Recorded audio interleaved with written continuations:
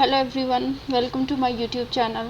So in this video I am going to talk about the general prologue of Canterbury Tales written by Chaucer. Okay, so there are 858 lines in general prologue, and this prologue is of religious pilgrimage. Okay, see, I have written notes, short notes, and I'm speaking from those only. Okay, I have written those notes. Okay, so what happens, I will be talking about the summary. So the summary of general prologue is the setting is April. April month is the setting, and prologue starts by singing the praise of this month. Narrator is singing the praise of this month. Okay, such as in April the pleasant showers of rain had pierced the drought of March to the very root. कि March month में जो drought थी उसको अप्रैल के pleasant showers ने fulfil कर दिया है and bathed every plant with life giving moisture. Okay, the refreshing west wind had quickened the young shoots in every forest and field. I hope you have understood. Now moving on, the young sun. Now the poet is, he is taking each and everything so lively, so beautifully कि he is comparing the April month so beautifully.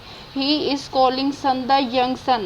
Okay, तो क्या बात कर रहे हैं, the young sun had completed its second half course in the zodiac sign of Aries, and the small birds encouraged by nature sang melodiously. That birds are singing very melodiously and everything is happening so beautifully. And people who wants to go on pilgrimages, okay, and seek strange shores in this rejuvenating month, people from every corner of England went to Canterbury to seek the holy blessings at the shrine of Saint Thomas Becket. Okay,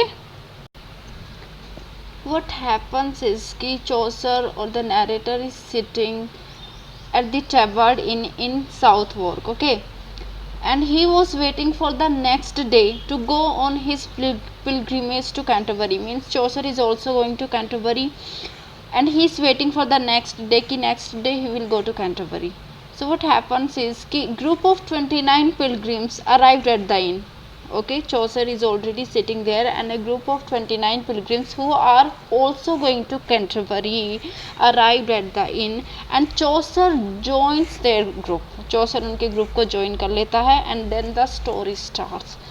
So the narrator describes each of these pilgrims and tells the reader about their ranks in the society and the kind of clothes they wore. Okay, कि जितने 29 pilgrims है, चौसर ने general prologue में सबको describe किया है, उनके characters, वो कैसे कपड़े पहनते हैं, सोसाइटी में उनकी क्या रैंक है, इन सब को चौसर ने डिस्क्राइब किया है. तो if we summarise the whole prologue then what we see कि Chaucer sketches a season, April, an occasion for pilgrims to Canterbury, कि it's the right month to go to Canterbury, कि winter के बाद में it's the time for people to go to some pilgrimages. Okay, the passing away of the dark winter inspired people to go on pilgrimages, since it was the only form of holiday in medieval England.